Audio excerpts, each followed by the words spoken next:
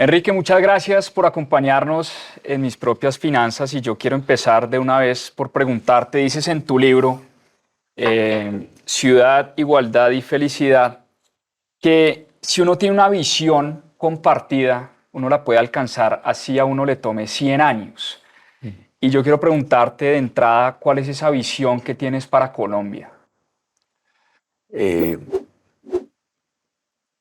Primero que todo es que para nosotros es relativamente fácil, porque ya hay muchos países que han logrado el 80% de las cosas que nosotros queremos. Eh, yo quiero un país primero seguro, ¿no? Donde sea posible vivir sin miedo. Este país de los más bellos del planeta, a mí personalmente me enloquece la naturaleza, las montañas, las selvas, montar en bicicleta por... No hay ningún país más bello para montar en bicicleta por carreteras rurales de montaña, pájaros, mariposas, pero para eso se necesita seguridad. Y yo creo que tendría un potencial turístico solo en turismo. Hay cosas en las que uno debe producir que son cosas en donde nadie pueda competir con uno, ¿no? Ahora con la inteligencia artificial y todo esto uno dice, ¿qué será lo que podemos seguir haciendo que no nos reemplacen los robots? Bueno, esa es una de ellas. Eh, un país donde la gente gane dinero. A mí me duele infinitamente que se estén yendo los colombianos, no solo que se estén yendo, las encuestas que hay del Banco Interamericano y demás muestran que Colombia y Honduras son los dos países donde más gente quiere irse del país. Casi la mitad de los colombianos quisiera irse. Se ha ido más de 1.300.000 en los últimos 3 años. Esto es una tragedia para la persona que tiene su hijo, que se le va a su hija, su hermano, su amigo, en vez de poder estar disfrutando, reuniéndose, riéndose, haciendo paseos. No, más aún, es que ahora el orgullo de mucha gente es decirle a uno que es que su hijo trabaja afuera, es que es el gran logro. A uno le dicen, no, es que mi hijo vive en Alemania. Entonces uno se supone que tiene que felicitarlo. Ah, lo felicito, bravo, ¿no? Entonces no, aquí tenemos que ganar plata, un país desarrollado. Y para ser desarrollado necesitamos entonces seguridad, necesitamos buena educación, una educación excelente. Los padres de familia llevan a sus niños al colegio y obviamente, pues, siendo un edificio bonito, los maestros educados y demás, entonces asumen que están quedando bien educados. No están quedando bien educados. Los niños colombianos tienen unos resultados desastrosos a nivel internacional. Eh, Y no es porque sean menos inteligentes, obviamente. Claro. Entonces necesitamos mejorar la calidad de la educación. Y hay algo que aquí como está de moda hablar de que el gran debate realmente de fondo, de trasfondo de toda la discusión ideológico-política del momento, aunque no sea siempre explícito, es que Petro, Cepeda y demás no le gusta la empresa privada y mucho menos en la prestación de servicios públicos. Y entonces hay unos países que son siempre considerados como socialdemócratas y demás, que son, por ejemplo, los escandinavos, Suecia y Dinamarca. En Suecia y Dinamarca, los padres de familia pueden escoger si mandan a sus hijos a un colegio privado o a uno público. Y eh,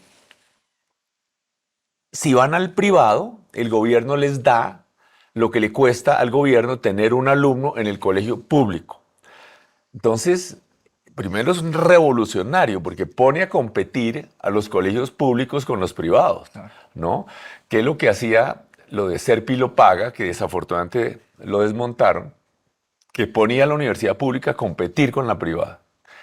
Y eso solamente sirve para que se mejore la calidad, y no solo la calidad académica, sino todo el ambiente en general.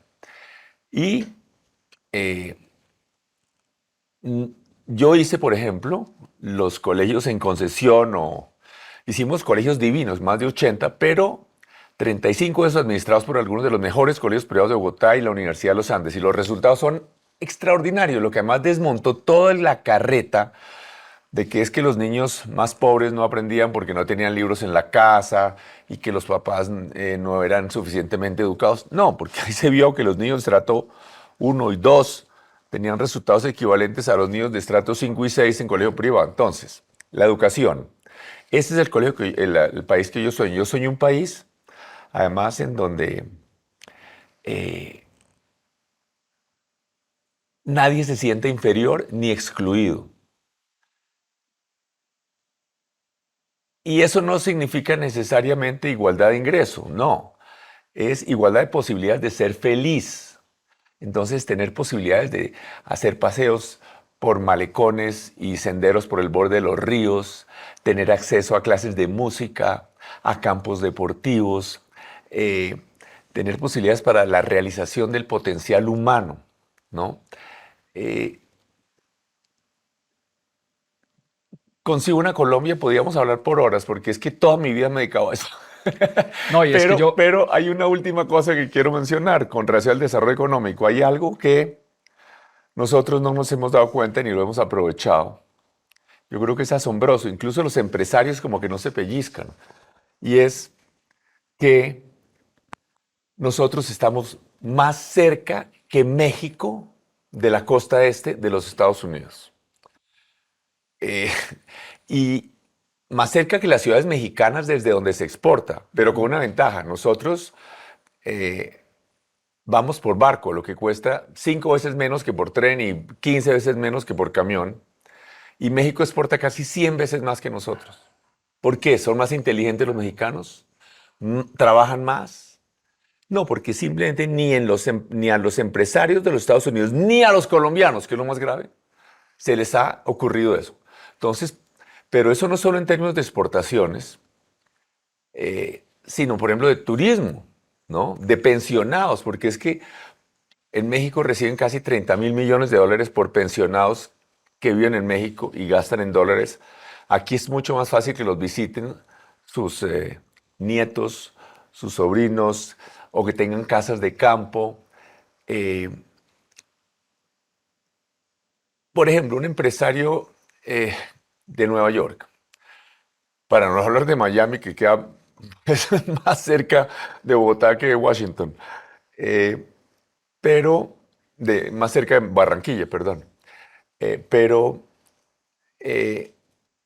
un empresario gringo que vaya a visitar a sus socios comerciales en China o en Vietnam o en Tailandia, pues se demora una semana si le va bien. Se demora solo 2 días llegando, cambio de horas como 12 horas, en fin. Y en cambio puede venir por la mañana a Barranquilla, hace sus reuniones y por la tarde está con su familia comiendo. Entonces, todas estas esa es la Colombia que yo estoy en, Colombia segura, rica, donde la gente hace deporte, donde la gente se siente segura para estar con sus amigos en la calle. En fin, y yo creo que además que es perfectamente posible. Esto no es ninguna utopía. Yo no estoy hablando como el señor Musk de organizar la vida en Marte. hay muchas cosas que aprendí volviendo al libro de tu vida que por supuesto no conocía y preparando esta entrevista. Una de ellas, que fuiste comunista, me interesa saber esa historia y que rápidamente entendiste que ese no era el camino. Y la otra es que naciste en Estados Unidos y que a diferencia de muchos colombianos que se quieren ir, que ya lo mencionaste, tú renunciaste a la ciudadanía de Estados Unidos y un personaje que te decía, oiga, pero aquí hay una fila que creo que era el cónsul o el El embajador embajador en de ese los Estados momento. Unidos. En ese momento te dijo, oiga, pero aquí hay una fila de, ¿no? 500 personas queriéndose venir para acá. ¿Usted cómo va a renunciar a semejante privilegio? Hablemos de esas dos cosas, de ese pasado comunista y de la renuncia a la ciudadanía de Estados Unidos. Sí, esa renuncia es cierta porque no solamente es cierta porque yo tenía nacionalidad gringa, sino que yo llevaba como 5 años viviendo en Estados Unidos. Ujú, Yo estaba estudiando en una de las mejores universidades de Estados Unidos, ujú. en Duke University, está siempre entre las primeras 5 o 10. Eh, y el embajador me decía, ¿está loco? Vaya a su casa, lo piensa y vuelve, ¿no? Y fui a la casa, volví a los 10, 15 días y renuncié. Y entonces, mientras que uno ve que hay otro poco de candidato, Petro se consiguió la nacionalidad italiana, pero ese no es que la haya tenido por herencia y que le llegó, sino que hizo todas las gestiones para conseguirla. O de la Espriella tiene nacionalidad gringa y italiana. No, entonces yo sí tengo esa dedicación de vida, porque además yo en esa época yo viví de los 15 años a los 25 por fuera de Colombia. Colegio, universidad en Estados Unidos, universidad en Francia. Trabajé en mil cosas, es otra historia, pero otro día. ¿De dónde esa obsesión por Colombia, de trabajar por Colombia y dedicarle Ah, la ese es vida a Colombia? interesante. Interesante. A mí, la verdad, la heredé de mis padres y mi padre era un apasionado por Colombia. Él fue empresario en algunas veces, pero trabajó por el sector público sobre todo y le apasionaba el país. Entonces, a mí desde siempre me apasionó el tema de cómo hacer que Colombia fuera más rica y más igualitaria. Era una cosa, parece que era una cosa cómica, pero yo a los 12 años ya estaba obsesionado con estos temas. Entre otras porque mi papá era el gerente del Instituto de la Reforma Agraria. Ujú. Y entonces, la Reforma Agraria, el INCORA de esa época, le compraba forzosamente fincas a muchas personas adineradas eh, para entregarle a los campesinos. Y entonces en el colegio, muchos de mis compañeros de colegio, muchos mayores y más grandes, eran de las familias que les estaban incorando las fincas. Entonces desde el comienzo o me insultaban o me daban en la jeta para ponerlo en colombiano. Y entonces me tocó, digamos, tomar conciencia política muy rápidamente. A mi papá lo atacaban por estas peleas que daba por la igualdad. Entonces, desde esa época me comenzó a obsesionar el tema de la igualdad y el desarrollo económico. Entonces ahí venimos al otro. Claro, ahí viene, porque tu camino al principio fue, pues igualdad es igualdad de ingresos y el Estado le tiene que dar lo mismo a todo el mundo, pero poco a poco fuiste cambiando esa noción, ¿no? Sí, lo que yo creía es que en esa época hay dos cosas. El tema es mucho más sofisticado de lo... Primero, el comunismo parecía en el papel que producía no solamente más igualdad, sino más desarrollo económico. Ujú. Sí, el comunismo es que pasó. Primero fue las revoluciones en contra de los reyes, se llama la Revolución Francesa y todo eso, contra la aristocracia, que eran los dueños de todo, que le cobraban impuestos a los campesinos y demás. Y luego surgió el capitalismo, que generó también otro tipo de desigualdad, que era donde los dueños de las empresas ganaban mucho. Entonces Marx dijo, esto va a ser cada vez peor, aquí va a haber cada vez una mayor concentración del ingreso, como va a haber unos pocos monopolios, y van a poderle pagar lo que quieran los trabajadores y van a poder cobrar lo que quieran porque van a ser monopolios. Entonces el mismo sistema va a ahorcarse solo porque mayor monopolio y menos sueldo, en fin. Eso que predijo Marx no pasó.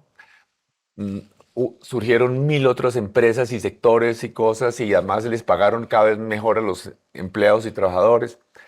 Eh, pero bueno, entonces, la igualdad a mí me obsesionaba porque el comunismo era la manera de lograr igualdad y a mí me obsesiona. La igualdad es un tema importante, uno podría hablar sobre esto horas, pero más de cientos de millones de personas han muerto en los últimos 200 años en guerras y revoluciones por lograr una mayor igualdad, guerras de independencia, en fin, de todo tipo. Entonces, uno no puede simplemente decir que este no es un tema importante. A nadie le gusta sentirse inferior o excluido. Claro. Bueno, es un tema que uno puede decir, pero...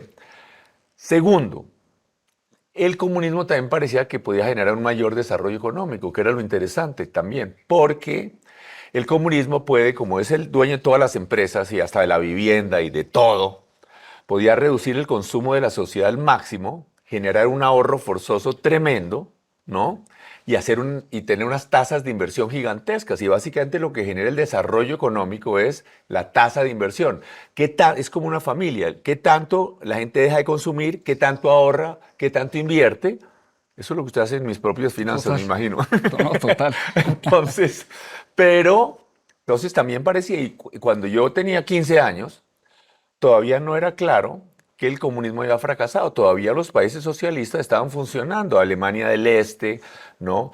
Era después de la guerra, los comunistas habían sido fundamentales. Aquí no nos cuentan eso mucho, pero los rusos fueron los que críticamente ayudaron a ganar la Segunda Guerra Mundial, ¿no? Pues murieron 24 millones de rusos en el chiste. Eh, y entonces el comunismo en países, digamos, del este de Europa no eran especialmente atrasados comparados con Italia, Alemania del Este no demasiado atrasada con relación a Alemania del Oeste. Entonces, parecía que eso no era que funcionaba. Pero cuando después llegué a la universidad, y esa era mi obsesión, entender cómo se administra un sistema comunista, entonces desde el punto de vista económico, todas las tablas de ingreso-egreso de Leontiev y todos esos cuentos, y bla, pero fue cada vez más evidente que el comunismo era un fracaso. Y yo estudié muchísimo eso, incluso después en la universidad dicté varias veces cursos, unos seminarios que eran desarrollo económico comparado Japón-Unión Soviética. Desarrollo económico, digamos, capitalista con una política industrial como el de Japón versus el comunista. Pero el comunismo, aunque tenía tasas, primero, el comunismo no producía igualdad. Había una cantidad de burócratas llenos de privilegios que andaban en los carros sofisticados, tenían casas de campo exclusivas, tenían toda clase de cosas exclusivas. Cero igualdad. El comunismo nunca produjo igualdad. Toda clase que de... eso hoy no ha cambiado tampoco. No, burócratas privilegiados que además abusan de los demás ciudadanos. Entonces, no producía igualdad, para comenzar. Y lo segundo es que tampoco producía desarrollo económico. ¿Por qué? Por dos cosas. Una que es bastante obvia. Porque era infinitamente ineficiente. Cuando la gente no va a ganar más, yo podría hablar sobre eso horas, porque eso, pero además de eso hay unas cosas más sofisticadas económicamente. Y es porque el sistema de precios no da señales como las que tiene que dar. Es los precios de los productos intermedios. Si, por ejemplo, sube la materia prima de una fibra que se necesita para hacer unas chaquetas de lujo, pero que también se necesita de manera crítica para hacer computadores, ¿no? Sin que nadie se dé cuenta, sube el precio de esa fibra. Y entonces los que venden chaquetas dicen, esto no da para producir chaquetas, entonces se dejan de producir chaquetas con esa fibra y todo el material se canaliza hacia los computadores. Es un proceso que hace la economía de mercado de manera invisible, pero en todo caso el comunismo fracasó. Y estamos hablando de 1970, ¿no? 71. Perdón, ya estamos hablando, incluso yo entré a la universidad por ahí en el 73, algo así. Y a lo largo de después, obviamente fue obvio, China, los países que abandonaron, todos los países que eran comunistas lo abandonaron. Alemania del Este lo dejó atrás y Rusia dejó eso atrás y China, por supuesto. Lo más asombroso es que quedaron unos loquitos, aquí entre otras, en América Latina un poco de guerrillas y en Colombia en particular. No por lo que dicen Petro y compañía, de que es que aquí no hubiera habido democracia por el Frente Nacional y que el Frente Nacional era para impedir que la izquierda llegara al poder. Paja, la izquierda tenía el 1 o 2% de la votación, nada. Y la izquierda siempre pudo participar en elecciones, aunque se habían acordado ahora entre los liberales y los conservadores turnarse el gobierno por 4 periodos. Pero los comunistas, por ejemplo, siempre estuvieron en los consejos, en las asambleas, en el Congreso. O sea que es mentira eso de que es que no hubiera habido democracia. Pero además los liberales y los conservadores hicieron el Frente Nacional no para impedir que la izquierda llegara al poder, sino para dejar de masacrarse entre ellos. Pero en todo caso, ¿por qué hubo guerrilla aquí? En buena medida porque el comunismo en la Unión Soviética, en los países del este, en Cuba que metiéndose, Cuba, para ponerlo vulgarmente, a joder, ¿no? Ahí acaban de matar a 32 militares cubanos que estaban metidos en Venezuela, ¿no? Entonces, estos sistemas comunistas dentro del esquema de la Guerra Fría apoyaron la guerrilla colombiana. Y lo grave de todo eso, para terminar esta historia tan larga, que es un poco, dicen este tipo está candidato a la presidencia hablando de estos carretas, ¿para qué? Es que Petro y compañía no se dieron cuenta que el comunismo había fracasado. Esa es la gran tragedia de Colombia. En su libro, Petro dice que qué tragedia que se haya acabado la Unión Soviética, que esta fue una gran derrota para la clase trabajadora. Petro es el único presidente del planeta que va hace 2 meses a Naciones Unidas a decir que qué lástima que Stalin, el dictador sanguinario ruso, se hubiera limitado a imponer el comunismo en Rusia y no lo hubiera exportado al resto del mundo. Petro es el único presidente del planeta que va a Alemania del Este, a Berlín, a Berlín, a decir que qué lástima que se ha acabado el muro de Berlín. Entonces ellos siguen creyendo y Cepeda es igualito. Cepeda dice que la fuente de toda la corrupción es la participación privada en la prestación de servicios públicos. Ellos no se han dado cuenta, porque a mí sí me obsesiona la igualdad y mejorar las condiciones de vida de los más pobres. Y eso es lo que va a hacer en la presidencia. entremos a eso. ¿Por qué Enrique Peñalosa va a ser el presidente que va a hacer a Colombia rica y a Colombia un poco más igualitaria? Primero porque yo tengo claro qué es lo que hay que hacer y llevo toda la vida estudiando cómo hay que hacerlo. Y, por ejemplo, tener claro esta parte que Cepeda y Petro no entienden. El objetivo es lograr que los pobres estén mejor. Si se hace con más participación privada o menos, esa no es una discusión ideológica. Es qué es lo que funciona mejor. ¿Qué es lo que funciona mejor? A veces se necesita más Estado. Yo creo que a veces la propiedad privada no funciona bien. Por ejemplo, la propiedad privada funciona maravillosamente en el caso del tomate, porque si sube el precio del tomate, la gente siembra más tomate y entonces baja el precio del tomate. Pero en el caso de la tierra alrededor de las ciudades, la propiedad privada no funciona muy bien, porque el precio puede subir todo lo que queramos y la oferta no aumenta. Entonces hay unos pocos dueños de tierra que se enriquecen sin merecerlo. Y eso no es lo grave, sino que los más pobres tienen que irse a barrios informales, los barrios populares se hacen en sitios inadecuados, insuficientes. Entonces ahí no funciona. Hay que meterle más mano, hay que tener una intervención del gobierno en cómo se usa esa tierra.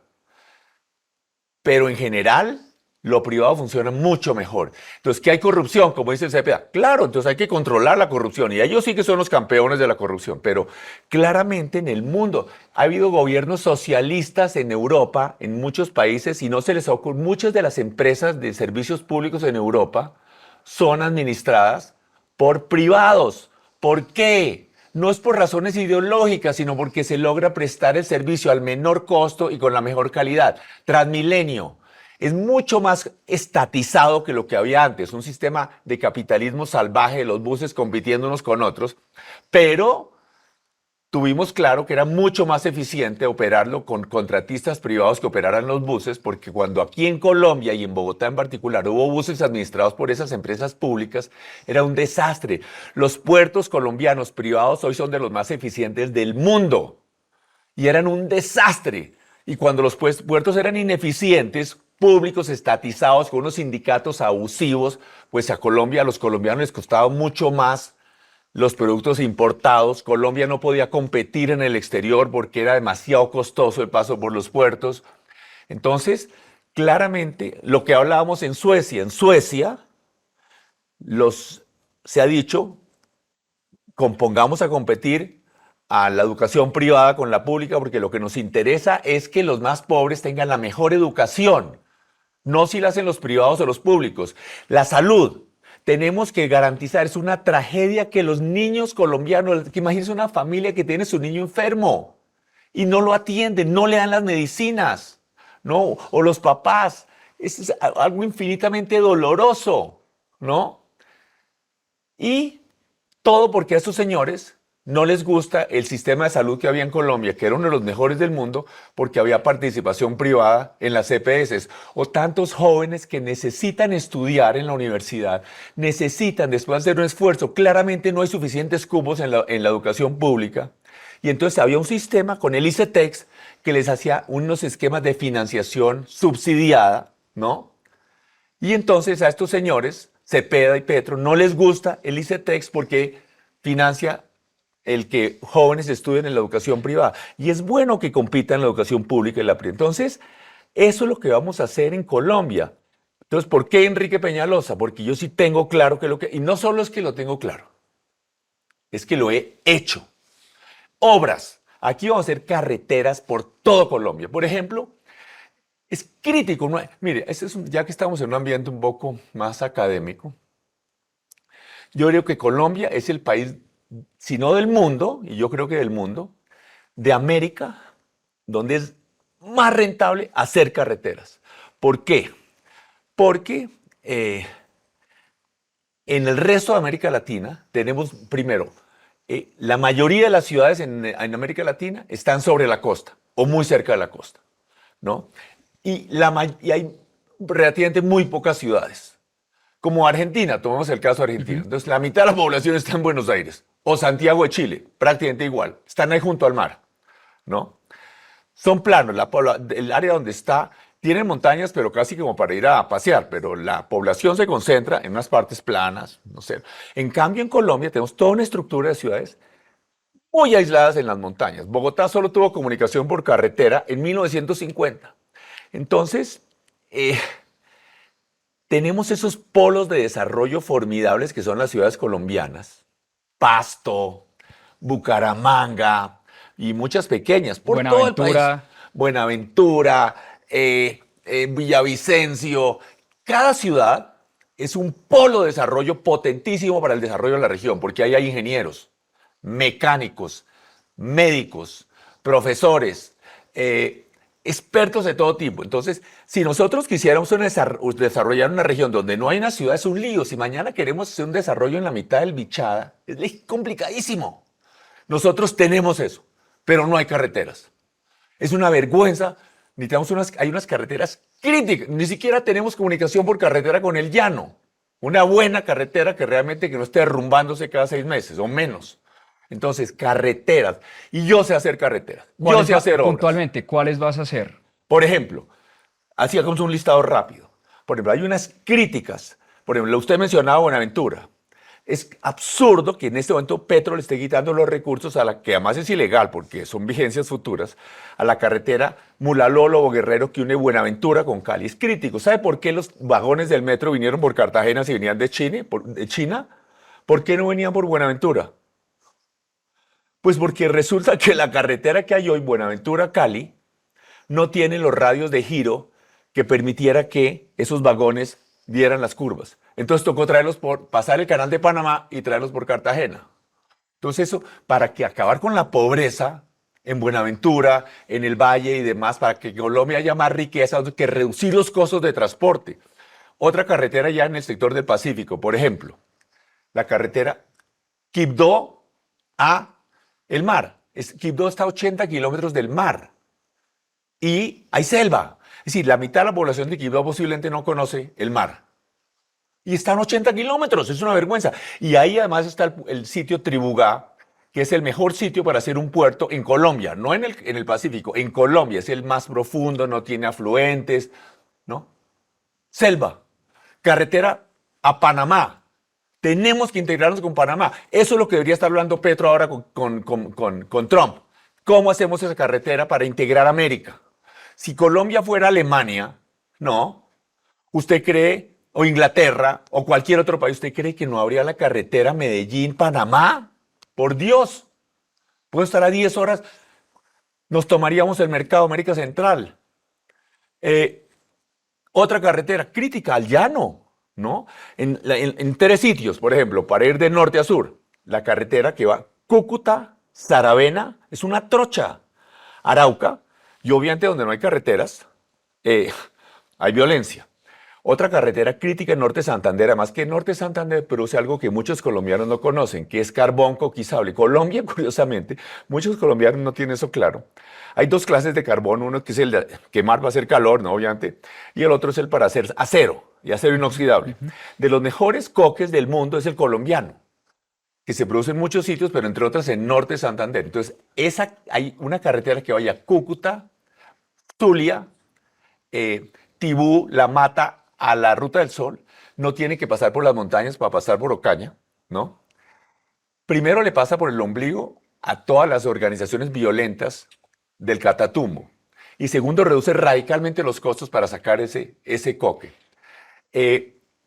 Otras carreteras como por ejemplo Bucaramanga, Cúcuta, vía Pamplona, es decir, hasta Pamplona está bien, pero falta Pamplona, Bucaramanga. Otra carretera para conectar el llano.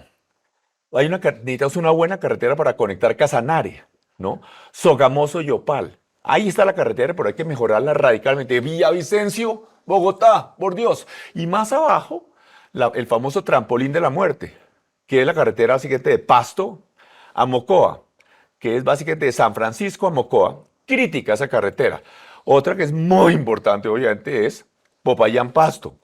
Crítico mejorar esa carretera. En fin, son algunas de las carreteras críticas, pero necesitamos para comenzar diseños fase 3 listos, con estudios de suelos, de predios, de todo, ¿no? Y Yo te hago, ahí me surgen muchas preguntas, pero la primera es, ¿por qué no se han hecho? Si hay un diagnóstico claro de que las necesitamos, Y la segunda es ¿de dónde va a salir la plata para Bueno, hacerlas? se han hecho muchas, felizmente, en los últimos 30 años, ¿no? Pero se han parado ahora y entonces, entre otras, eh, buena parte de la plata tiene que salir de peajes, ¿no? De peajes en todas partes. Hoy tenemos, el Invías tiene 8.000 kilómetros de carreteras, solo tiene peajes en 2.000. eh, y entonces se va la plata en mantenimiento. Hay otras carreteras que no menciono, que no son estas grandiosas, sino las vías de penetración para los campesinos. Es que es nada. Que son las Dijeron, famosas vías no, terciarias, las que vías nunca se terciarias, hacen. no crítico. Y entonces Petro no, prácticamente no ha hecho nada en ese sentido, pero nada es nada. Solamente con que se invirtieran 4 billones, 5 billones, ¿no? Sería una revolución en vías terciarias. Y eso no es nada, es una fracción de lo que cuesta el metro de Bogotá, ¿no? Eso es nada. Entonces, entonces hay que cobrar también incluso valorizaciones útiles en algunos casos, y el que no tenga plata para pagarlo en billete, entonces deme un pedazo de tierra y lo vendemos, ¿no? Pero su finca va a valer 5 veces más gracias a la carretera que le hacemos al lado, ¿no? Por ejemplo, en una vía que va, es la que va, digamos, en Mocoa, Florencia a Villavicencio, a la Marginal de la Selva, ¿no? Eh, en fin, yo creo que hay muchas maneras de ir financiándolas, esquemas de crédito internacionales, de todo tipo, pero lo que sí es cierto es que hay que tener claro, y los colombianos tenemos que tener algo claro. Miren, los antioqueños son los berracos, ¿no? Ellos sí tienen claro que es haciendo esfuerzo que se hacen las cosas. Entonces, en Antioquia pagan los servicios, como en Bogotá también, se pagan los servicios públicos, hasta en los sectores más populares. Hay algunas regiones del país donde incluso en estrato 6 piratean para no pagar la electricidad que les corresponde. Hay que tener, eso hay que pagar y tener buenos servicios. Pero los antioqueños tienen unas empresas eficientes, una excepción a nivel mundial, casi empresas públicas de Medellín. La gente paga tarifas y hacen inversiones. Pero, por ejemplo, tienen el túnel de Río Negro. El túnel de Río Negro, el peaje de salud tienes que fueran como 26.000 pesos. 26.000 pesos. ¿Usted ha oído alguna protesta porque la gente... Pero no solo eso, porque usted dirá, no, porque es que los otros se van por la otra carretera. No, es que al que no se vaya por el túnel y pague 26.000, le toca irse por la carretera, le toca pagar 20.000, ¿no? Presidente, para que no hagan el chiste. ¿Ha oído a los antioqueños quejarse de que es que les cobran? ¿No? Aquí en Bogotá no hay nada parecido a lo que están cobrando. Entonces, ese es uno de muchos mecanismos. No es que vamos a hacer así. Aquí nos vamos a inventar. Pero lo que sí es cierto es que en la medida en que haya eficiencia, gasto público eficiente, gerencia. Por ejemplo, Petro fue alcalde de Bogotá.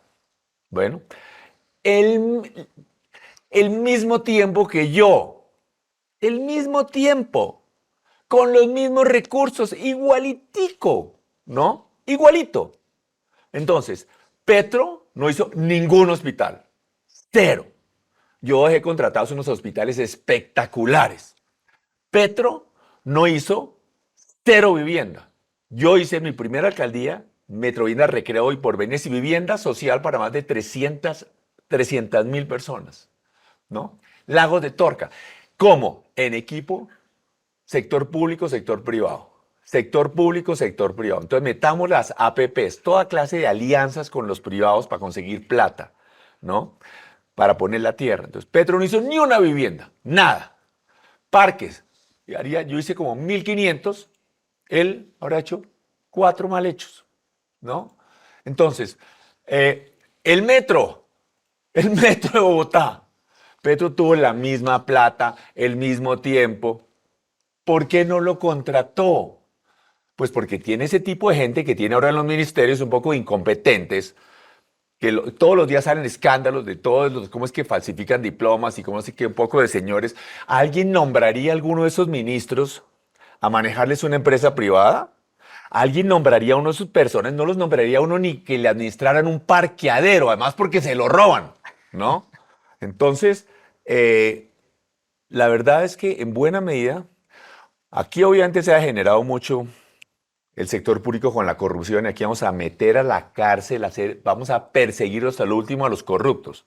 En 2 alcaldías que yo he tenido, nunca ha habido, nunca, ni siquiera una investigación por corrupción, algo incorrecto que yo había hecho, y ni siquiera la gente de mi equipo. Tengo varias preguntas. Primero, hablando de financiación, ¿cuál va a ser la política de Enrique Peñalosa de impuestos? Mire, algo que es claro es lo siguiente. Primero, Tenemos que tener claro que el objetivo es el desarrollo económico, ¿no? El desarrollo económico. Entonces, ¿quién hace ese desarrollo económico? ¿Por qué Corea se desarrolla? ¿Por qué la gente gana más en los países a donde los colombianos están yendo? ¿Por qué gana más en Estados Unidos? ¿Por qué gana más en España, en Chile, en Australia, en Canadá? ¿Por qué? ¿Porque ha habido un genio presidente que subió el salario mínimo 25% cada año? No, es porque hay más inversión privada. Entonces, obviamente, una persona produce más con un bulldozer que con un asadón. Pero hay que crear las condiciones para que haya esa inversión privada. Entonces, para eso hay que hacer todo para que... Entonces, Colombia tiene, por ejemplo, las tasas más altas de impuestos a las empresas que hay en toda la OCDE, pero de lejos. ¿Vas a bajar el Entonces, impuesto a hay las que bajar empresas? por lo menos, hay que bajarlo radicalmente y poco a poco, obviamente no se puede hacer un día para otro, pero claramente acabar con el impuesto de patrimonio. Hay que lograr, por ejemplo, en fin, a todas las empresas que generen exportaciones hay que darles toda clase de estímulos y de subsidios especiales, de descuentos tributarios especiales. Entonces, pero básicamente tenemos que darnos una cuenta de una cosa, que los ciudadanos tienen que entender. Primero, la única manera de volvernos más ricos es que haya más inversión. Y está la plata, hay billones y trillones de plata. Ustedes son los expertos en eso en su organización, dándole vueltas al planeta buscando dónde invertir. Plata es lo que hay, ¿no? Lo que están buscando es buenas oportunidades de inversión. Es que imaginémonos que uno tuviera, por ejemplo, que yo tuviera $1.000 millones. Bueno, si yo soy muy paquete, me gano $100 millones al año, ¿no? ¿Qué hago yo con $100 millones? ¿Dónde los invierto? No, imagínese el lío, ¿no? $100 millones, eso no es tan fácil. Entonces, tenemos que tener claro que estamos compitiendo contra otros países. Entonces, la inversión va a donde hay condiciones favorables de seguridad, de tasas de impuestos. Entonces estamos compitiendo con México, con Chile, con Argentina, con Panamá, con Costa Rica, con República Dominicana. Entonces Costa Rica es un caso muy interesante, porque hay países que son mucho más ricos que nosotros, pero además otro tema importantísimo es la minería. La minería puede ser una palanca formidable. Solamente la mina de Quebradona de cobre podría generarle al gobierno colombiano, ¿no? Casi $200 millones al año, ¿no? 200. Y la tenemos bloqueada y está lista, con una empresa lista, que ya ha hecho todos los estudios, lista para arrancar a los señores de Anglo Gold. Una de las razones por las cuales en Chile ganan mucho más que en Colombia es porque es el principal productor de cobre del mundo. Entonces, pero no solo Chile, otros países que producen minería, Estados Unidos, Rusia, Canadá, Australia. La minería, además no es que uno tiene que escoger entre minería y ciencia o tecnología, no. Estados Unidos tiene minería y tiene tecnología, no son incompatibles. Y eso produce plata y produce impuestos, produce recursos para el gobierno. Entonces, yo sí creo que lo que tenemos que tener claro es que estamos compitiendo con otros países por la plata. Y si cobramos más impuestos que ellos, Costa Rica, le decía hace unos minutos, Costa Rica no tiene ni minas, ni siquiera tiene playas como República Dominicana, que también va volando y nos lleva, tiene ya un ingreso per cápita que es el doble que el colombiano.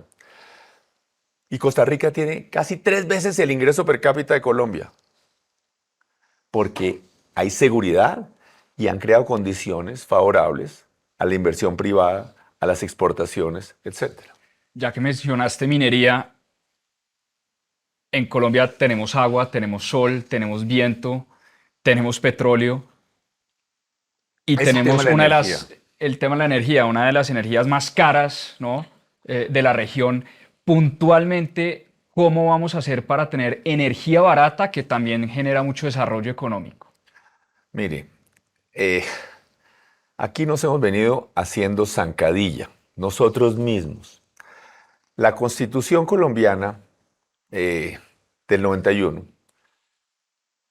estableció una serie de protecciones para las minorías, y eso está bien, pero eso es democrático. Pero lo que no es democrático es que las minorías se impongan en contra de los intereses de la mayoría. La democracia es que la mayoría gobierne.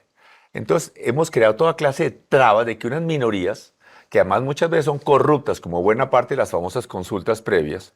Entonces, hablando de energía, el gas, ahí ya para llevar, solamente para hacer un gasoducto submarino del campo de Sirius, costa afuera, ya hay como 120 consultas previas en fila.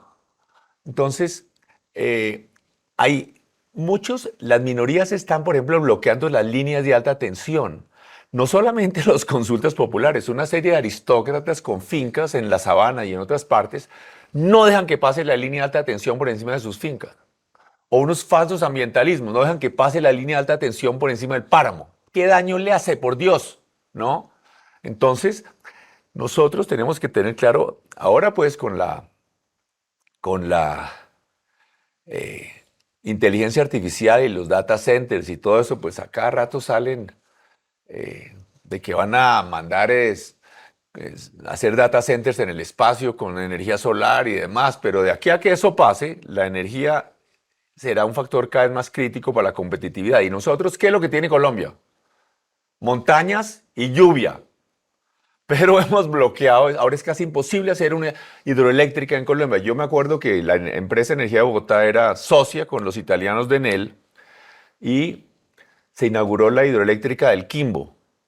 Y entonces vino el cacao máximo de Enel en Italia, en el mundo, y yo le dije, bueno, ¿cuándo hacemos otra hidroeléctrica?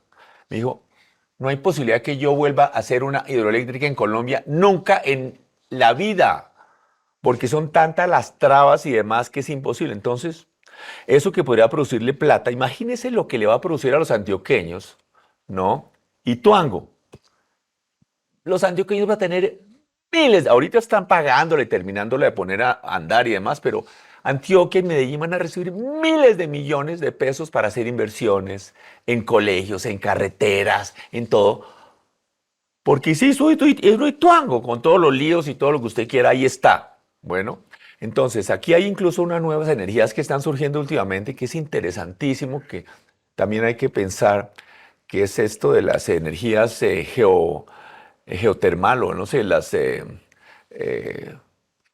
geotérmica, algo así, lo que entran, esta es un desarrollo que puede ser una energía impresionante, puede ser una revolución en la producción de energía. Entonces, pero aquí hay una cantidad de trabas.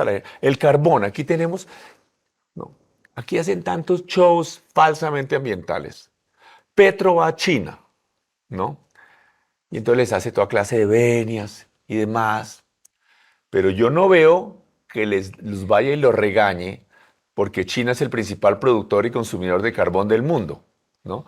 Entonces, resulta que China produce 44 veces más carbón que Colombia. 44 veces más carbón que Colombia. Entonces, eso no impide que China a la vez esté desarrollando, sea el país que más está haciendo energía solar, ¿no? Entonces, nosotros somos el carbón y tanto, ahí tenemos minas cerradas, minas que podrían entrar a operar en cosa de meses, incluso mejor que llevar ese carbón en tren, en camión, en barco.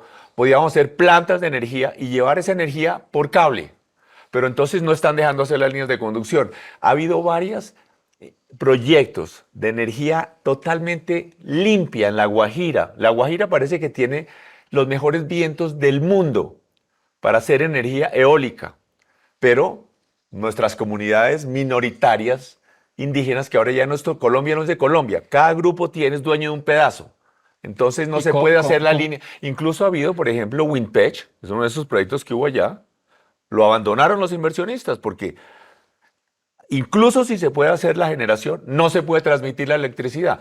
Entonces aquí tenemos que decidir si queremos volvernos un país rico o si queremos que nuestros hijos y nuestros hermanos y nuestros amigos se sigan yendo a conseguir mejores sueldos en otro país donde sí permiten que se hagan las líneas de conducción, ¿no? Entonces, ¿eso es lo que queremos? No más carreta falsamente ambientalista, ni más minorías que impiden el desarrollo de la mayoría. Respeto a las minorías con todo, respeto a las comunidades, inversión en las comunidades, pero no vamos a permitir, así haya que cambiar la constitución, lo que sea, que ahora bien los colombianos tienen que decidir, que decidan los colombianos. ¿Queremos ser un país rico, desarrollado, donde la gente gane más? ¿O queremos tener toda esta carreta que... ¿Usted cree que China se habría podido desarrollar con todo eso, con las consultas previas, con estos falsos ambientalismos, con todo que China, por Dios? Hablemos de educación, Enrique. Tú has dicho que la educación es y va a ser el motor del desarrollo económico y sobre todo la importancia del conocimiento, cómo volvernos una economía del conocimiento. ¿Cuál es tu política de educación para Colombia? Bueno, primero que todo tengamos claro que lo más importante de la educación son los niños, desde el preescolar, ¿no? Jardines infantiles, preescolar, y luego primaria y secundaria, secundaria crítica. No puede ser que nuestros graduados de colegio tengan que buscar a ver qué carrera estudio que no tenga matemáticas. No, no, por Dios, ¿no? Aquí, si los niños no son buenos en matemáticas, aunque ellos se sienten culpables, porque nosotros tenemos esta como filosofía judeocristiana donde nos sentimos culpables de todo, no es porque ellos hayan sido unos vagos, ni brutos, ni nada por el estilo, es porque en la mayoría de los casos tuvieron profesores que pueden que fueran muy brillantes, pero que no eran buenos para enseñar. Entonces, si un profesor tiene 30 o 40 niños y no aprenden matemáticas, y al año siguiente tiene otros 30 y 40 y no aprenden, entonces, de lo que hay cosas, hay personas que han estudiado eso, que hay varias cosas que hay que cambiar. Primero, tenemos que lograr que todos los niños tengan textos escolares, mientras que logramos mucho más divulgación de toda la parte electrónica. Tenemos que lograr que parte de la remuneración de los docentes dependa de qué tanto aprenden los niños, y no simplemente de que tengan posgrados o que tengan antigüedad. Entonces, ese tema es crítico.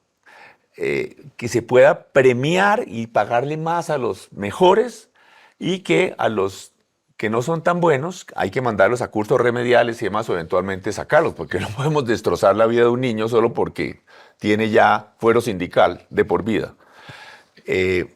Pero los padres de familia tienen que darse cuenta de esto, ¿no? Pero este es un proceso que no es muy bueno, esto no es algo que es muy de campaña, pero lo que sí es cierto es que... Y obviamente la inteligencia artificial va a ser revolucionaria. Yo, por ejemplo, creo que hay que llevar a los campesinos. Aquí hay que cambiar. De los problemas críticos es que se nos está... Mira, hay una especialidad mía que es el tema urbano.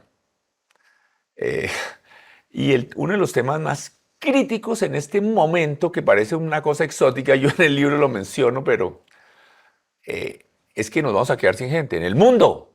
Eso hace 20 años era inimaginable.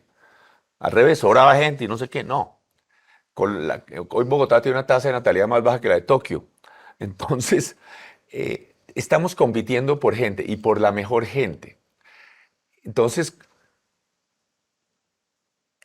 ¿quién es la mejor gente? No, la mejor gente en el sentido de que son personas tan buenas en lo que hacen que pueden escoger dónde vivir. Entonces, ya sea un plomero o un PhD o alguien que cosecha lechugas, no importa. Entonces, la calidad de vida es crítica. Y donde más crítico es que la gente no se vaya es del campo. Tenemos que mejorar radicalmente la vida de los campesinos. Radicalmente. Yo trabajo mucho en Asia, o trabajé mucho, y incluso en otras partes, y en Asia no ve uno eso de que los campesinos vivan aislados en la mitad de la nada. No, todos viven en poblados, ¿no? Entonces, en Colombia viven aislados muchos campesinos, lejísimos. Y ahora hay una máquina que a algunos no les gusta, pero que es una revolución maravillosa, que es la moto. Es una maravilla. Las motos cambiaron la vida del campo. Pero eso hace posible también que los campesinos puedan vivir en el poblado, en la cabecera municipal o en el poblado, ir a trabajar a su cultivo de día. Entonces, primero, están mucho más seguros de que no lleguen 5 o 3 matones a matonearlos armados, ¿no? Si están en el poblado con 50, con 100, con 200, con 1000, con 5000, con 10,000 personas. Segundo, es mucho más fácil darles la mejor educación a los niños. Recreación, deporte, clases de música, internet, calidad de vida, salud, en todo sentido. Y incluso a veces hay que hacer como motovías para que lleguen en su moto al cultivo. Mejorar radicalmente la vida de los campesinos. Tú hablabas en el libro de una propuesta de juntar municipios. ¿En qué consiste? Sí, yo lo que creo es que eh, eh, hay un problema muy grave, por decir algo, y es que en las grandes ciudades, por ejemplo, en Medellín tocó casquillar el ejército porque no querían los señores de Envigado dejar que llegara el metro, ¿no? Aquí tenemos unos problemas complicados. Aquí alrededor de Bogotá, para no ir más lejos, eh, hay unos municipios riquísimos donde hay pocos pobres, ¿no? Como Sopó, Cota, que tiene el ingreso fiscal per cápita más alto de Colombia, tiene muchas industrias, mucho impuesto de industria y comercio. Y otro municipio, digamos, mucho más pobre, con mucha gente que es Soacha, ¿no? Entonces, ¿qué pasó cuando Bogotá? Hoy, ¿qué es Bogotá? Bogotá, para muchos que no saben, en 1957 se fusionaron 7 municipios, ¿no? Que eran Usaquén, Engativá, Suba, Fontibón, Usme, Bosa y Bogotá. Y eso permite que hoy en las zonas ricas de Bogotá, hoy en Bogotá sea una máquina de redistribuir el ingreso, porque en las zonas ricas se pagan impuestos muy altos, de los más altos del mundo en todo el predial, y prácticamente todos esos recursos se invierten en Ciudad Bolívar, en Bosa, en Usme. La democracia colombiana funciona, ¿no? Y eso no fue gracias a Cepeda ni cosa por el estilo, ¿no?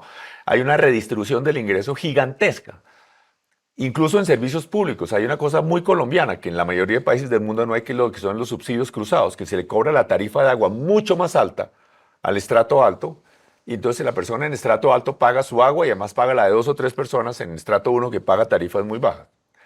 Entonces, pero eso se puede porque hay un municipio, pero en este momento no hay cómo hacer que los municipios ricos como Sopó o Chía o Cota subsidien a Soacha. Entonces, lo ideal es que se fusionaran todos esos municipios alrededor de Bogotá entre ellos, ¿no? Primero porque creo que podrían tener una administración mucho más eficiente y más capaz, mucho más técnica, con mucho más capacidad técnica, mejor catastro, mejor manejo de impuestos, etcétera. Y además porque se podía redistribuir recursos de las zonas más ricas a las más pobres, a las más necesitadas, como Soacha. Y este caso similar hay en muchas otras partes de Colombia. Pero yo además creo que, en fin, es un tema largo, pero yo sí creo, yo además a los colombianos les digo, porque aquí se habla mucho de muchos temas rurales, pero yo sí le mejoraría radicalmente la vida también a los colombianos en las ciudades, tanto en seguridad, comenzando por la seguridad urbana. El tema no es solamente la guerra contra los grupos armados ilegales, es la seguridad urbana. Y yo sé cómo hacerlo y en ambas alcaldías reduje radicalmente las tasas de homicidios. Yo tuve la tasa más baja de homicidios y otra vez desafortunadamente en Bogotá volvió a subir. Y la calidad de vida. Es que es importantísimo. Algo que a la gente se le olvida es que más de 8 de cada 10 colombianos viven en ciudades. Todos estos sueños y esta visión de país se podrán materializar siempre y cuando seas presidente de Colombia. ¿Cierto? Hablemos un poquito entonces. Espero que los que me vieron los política. haya convencido de algo. Hablemos de eso, hablemos de política, porque mucha gente dice Peñalosa es un gran tipo, un gran gerente, es un mal político. ¿Cómo vas a hacer para ganarte esa gran consulta por Colombia ahora en un par de meses, en marzo? Sí, yo lo que... Es cierto que no soy, como dicen, el mejor político, pero tampoco soy tan malo. 2 veces me han elegido eh, al segundo cargo más importante por elección que hay en Colombia. Y yo lo que le digo a los ciudadanos es simplemente lo siguiente, es decir, bueno, primero yo ya reemplacé a Petro una vez, yo sé cómo arreglar los desastres que él deja, como lo que nos dejó en salud y en otros campos, pero no creamos tanto a los que hablan, no le creamos tanto a los que hablan, sino si yo voy a contratar a alguien para cualquier cargo, ya sea para que me administre una panadería o una finca, pues yo miro cuál es la experiencia, qué es lo que ha hecho que demuestre que sí, porque hay algunos, los políticos especialmente hablan muy bien y hablan mejor que yo generalmente. Y a veces, y generalmente son mucho más queridos que yo. Yo no soy a veces muy políticamente correcto, ¿no? Entonces, pero a mí sí me obsesiona primero. Yo sí quiero la igualdad. ¿no? Y yo sí la he construido, en vivienda, en parques, en todo lo que yo he hecho es igualdad, desde quitar los carros de los andenes para hacer respetar los peatones o darle espacio a los ciclistas con las ciclorrutas que inventamos, o Transmilenio que le quita espacio al carro particular para dárselo al transporte público. Entonces yo sí, si quieren igual, miren qué es lo que ha hecho, no qué es lo que promete, porque Cepeda, por ejemplo, dice, no, es que yo soy el pueblo y para el pueblo y con el pueblo. ¿Qué es lo que ha hecho para mejorar la vida del pueblo? Yo le doy un paseíto por los barrios populares de Bogotá y yo le muestro qué es lo que yo he hecho para mejorar la vida del pueblo, no de carreta en discurso, sino de verdad, ¿no? A ver quién conoce más eso, si cualquiera de sus amigos por allá. Entonces, yo a los ciudadanos lo que les digo es, miremos los resultados. Además, otra cosa, cero corrupción, cero. Es que cómo es que todos los enemigos que yo tengo, y nunca siquiera me han investigado por algo de corrupción en toda la vida que he tenido en tema político. Entonces, miremos lo que la gente ha hecho. Me interesa, obviamente, hay algunos que me dicen, no, no hable de Bogotá. Pero entonces es que el tema es el siguiente, ¿no?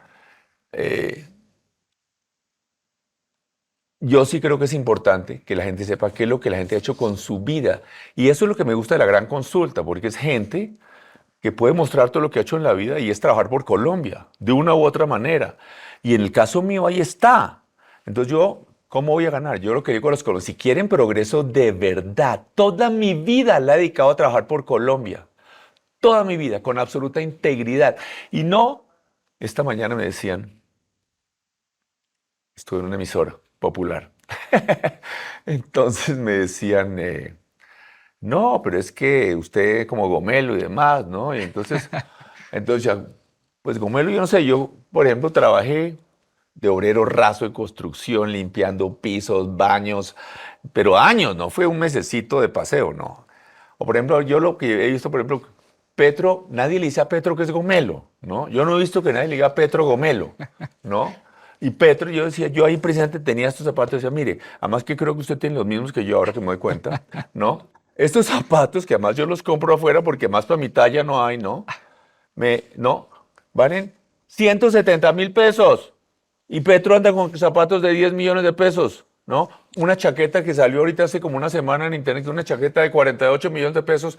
Y además bienvenido que se la ponga, yo no le critico, pero lo que digo es porque a él no le dicen Gomelo, ¿no? Y a mí con mis zapatos de 170.000 pesos, sí soy Gomelo. No me joda, por Dios, ¿no? Entonces, yo lo que sí he trabajado con toda la pasión, con toda la pasión. Y yo me he recorrido esos barrios de Bogotá, pero es que y del país, yo sí amo mi Colombia. Entonces yo, ¿cómo voy a ser elegido? Con la ayudita de Dios y con la ayuda de los colombianos que crean que este país progresa es con trabajo y con resultados. Por Dios, yo les pido, por favor, cuando vayan a escoger su candidato, miren qué es lo que han hecho en la vida y no qué es lo que dicen que van a hacer. ¿De quién está rodeado Enrique Peñalosa y con quién va a gobernar? Porque eso es bien importante. ¿Quiénes son las personas que van a ser parte de tu equipo? No sé si van a ser los mismos de la gran consulta, si eso se ha hablado entre ustedes. No, nunca. Primero, yo creo que los miembros de la gran consulta son excelentes, serían excelentes ministros, pero yo siempre he escogido gente excelente. Yo no voy a ponerme a decir nombres concretos, pero he escogido súper técnicos. No solamente jamás he tenido yo un problema de corrupción, sino nadie en mi equipo. Nadie. La verdad es que, modestia aparte, quiero decir, yo además todo, ¿por qué lo he logrado? ¿Por qué he logrado todo? ¿Porque soy muy inteligente? No. Al revés, precisamente porque como no soy tan inteligente, desde muy niño aprendí que había otros mucho más inteligentes que yo y que había que aprovechar lo que ellos sabían. Y logré que trabajaran en equipo y se ayudaran unos a otros y se motivaran. Para eso sí soy yo, ¿no? Y entonces, para eso soy bueno yo, para escoger gente buena para sacar rápidamente a los que no son buenos, pero casi todos se quedan conmigo todo el tiempo. Incluso armamos equipos de amigos que de verdad se colaboran los unos a los otros, no se ponen zancadillas. Todas estas peleas que uno ve aquí todo el tiempo en este gobierno Petro tan angustiosas, nosotros todavía con el equipo de mi alcaldía, por ejemplo, que ya terminó hace como 7 años, y tenemos un chat todavía como de 70 amigos de la alcaldía, ¿no? Entonces, gente excelente de todas las regiones. En todas las regiones hay gente de sectores humildes, pero preparada. Por ejemplo, ahorita, por ejemplo, en Bogotá, hoy, el director del IDU, por ejemplo, Orlando Molano, súper estrella. Bueno, ¿es un aristócrata? Cero. Alguien de un origen humilde, pero un berraco, estudioso, disciplinado, deportista, ejecutivo, íntegro, absolutamente íntegro. Ese es lo que vamos a tener, vamos a encontrar gente así en Nariño, en El Llano, en Antioquia. Otra cosa, yo en la alcaldía en teoría debía haber trabajado con bogotanos, ¿no? Todo mi equipo era casi de afuera, de todo el país. Yo tenía secretario de salud estrella antioqueño, gerente del metro antioqueño, director de planeación antioqueño, secretario de seguridad caleño, secretario de desarrollo económico del norte de Santander, gerente de Transmilenio de Valledupar, en todo Colombia, gente maravillosa que hay por todo Colombia. Yo ya trabajé con gente de toda Colombia en la alcaldía y a mí, entre otras mujeres, ¿no? La mayoría mujeres, pero no porque estuviera buscando yo mujeres. Bueno, Janet Mantilla de Santander, del IDU también, en mi IDU, en fin, gente excelente, la mayoría mujeres, pero tampoco porque estuviera buscando mujeres. Pero gente tan buena que muchas veces, algunos en el sector privado, y me tocaba a mí hacer almuerzos con el esposo o la esposa, a convencerlos, mire, hagan un sacrificio, porque es que en este momento con tanta cochinada y tantas, incluso en Colombia tenemos un verbo terrible que no existe en español sino en Colombia, que cualquier colombiano y especialmente los funcionarios públicos saben qué es, pero que en ningún otro país que se hable español la gente sabe qué es, que es empapelar, que son las acusaciones injustas de los corruptos a través de gente que tiene las contralorías o procuraduría o lo que sea, que la gente sabe que puede que dure 10 años y saldrá libre, pero dura 10 años pagando abogados. Entonces mucha gente no quiere trabajar en el sector público. Entonces me toca a mí, por favor, ayude. Obviamente la gente de la gran consulta es un equipazo, equipazo. Entonces gente buena, gente buena. Yo creo que eso yo creo que es gracias a que he logrado escoger gente buena, es que he hecho cosas. Eso no es porque uno sea genio, no. Esto es que yo logro cosas porque hago buenos equipos. Ya para cerrar, Enrique, si quieres invitar a la gente para que vote por ti en la gran consulta y eventualmente a la presidencia de Colombia. Sí, no, yo los invito a que voten ahora en la gran consulta. En la gran consulta. Obviamente quisiera que votaran por mí. Y obviamente como el ego de cualquiera, creo que sería el mejor. pero son muy buenos los de la gran consulta. Y la gran consulta es la solución. Es un centro derecha, sin odios, ¿no? Constructivo. Aquí tenemos que hacer una Colombia sin odios, constructiva, de gente preparada, honesta,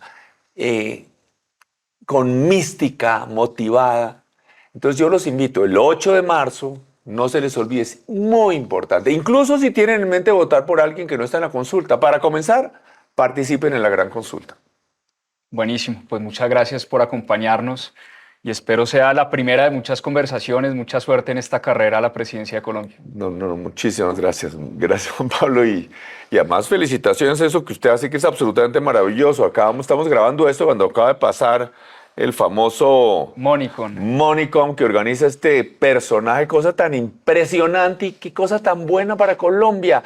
Que se motive así a miles de jóvenes colombianos a que inviertan en Colombia, a que piensen en proyectos en Colombia, a que nos integremos al mundo, a que miremos qué está pasando en el resto del mundo. Ese es el tipo de cosas que toca hacer. Todo el mundo, gobierno, sector privado, academia, este país para adelante, sin odios. Es que el populismo siempre está lleno de odio. Entonces, en algunos países, ahora está de moda odiar a los inmigrantes. El señor Hitler, entonces, decidió que todos los males de Alemania eran por causa de los judíos y masacró a millones. Y ahora entonces estos señores odian a los ricos. Uno no sabe muy bien quiénes son los ricos, ¿no? Porque ¿quiénes son los empresarios que generan empleo, los que tienen carro? ¿Quién es rico exactamente? ¿Quiénes son esos ricos horrorosos de los que hablan Cepeda y Petro todo el tiempo? Entonces, vamos más bien a ser un país en donde todos vamos a sumar. Y yo estoy convencido que es posible lograrlo. Muchísimas gracias, Enrique, por estar acá. Gracias. Este año hay elecciones presidenciales en Colombia y sabemos que alrededor de la política siempre hay mucho ruido, muchas emociones, incluso muchas peleas. Y este espacio, por supuesto, no es para alimentar eso. En Mis Propias Finanzas, ustedes saben, hacemos educación financiera y creemos en algo muy simple. La política y la economía no se pueden separar. Cada decisión de política pública termina impactando nuestro bolsillo, nuestros impuestos, nuestras inversiones, el empleo, nuestras oportunidades futuras, lo afecta todo. Y por eso decidimos invitar a los candidatos a la presidencia de Colombia. No para hacer campaña, ni para convencerte de nada, ni para decirte por quién votar. Lo hacemos porque creemos que oír directamente a quienes nos quieren gobernar nos ayuda a entender mejor el país, a conectarnos más con Colombia y a entender cómo cada uno de nosotros puede aportar desde su lugar. Este es ante todo un ejercicio académico. Y en este espacio vas a poder aprender y sacar tus propias conclusiones con calma, con criterio, sin tanta pasión política. Por supuesto, vamos a hablar de política, pero el foco de las entrevistas va a ser económico, financiero y educación. Ahí vamos a centrar la conversación. Nuestro compromiso es el mismo de siempre: darte la mejor información para que tomes las mejores decisiones. Es nuestra responsabilidad hoy escoger bien a la persona que va a liderar este país. Así que gracias por estar acá y empecemos de una vez con esto.